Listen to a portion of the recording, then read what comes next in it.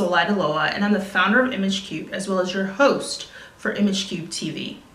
Today we're going to talk about appearance assumptions that can destroy self-confidence, and especially the self-confidence of your associates or employees. So picture this.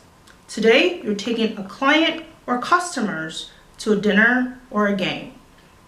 Your female associate shows up in a pair of nice and stretchy yoga pants.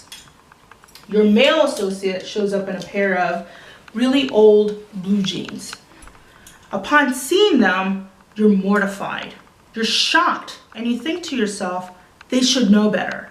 Why don't they know better? And usually, when I hear those questions, there are usually 4 assumptions that are leading to asking that question.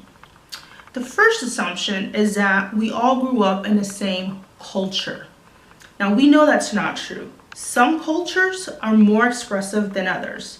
And so, for example, someone from a culture that's more expressive might feel a lot more comfortable in a really bold print dress shirt versus a more subtly striped dress shirt. Another assumption is that we all come from the same socioeconomic background. Now, again, that's not true. If you grew up in a more privileged economic background, for example, perhaps you attended the theater and you've attended, events at a golf course, or you've attended professional concerts. And so you have an idea of how people show up for those events. Another assumption is that we're all the same age, which we all know that's not true. So if you have an associate that is of a younger age and you have customers or clients that are of an older age and there's a pretty big age gap, you have to help that younger employee understand that the definitions of credibility and what credibility looks like to these clients might be different, and they're best off to err on the side of caution. The 4th assumption is usually that they should have seen enough experiences by now to know better. Again, that's not true. So many of my individual clients are first-generation professionals, meaning that they grew up in a rural area or they grew up in a country or in a small town.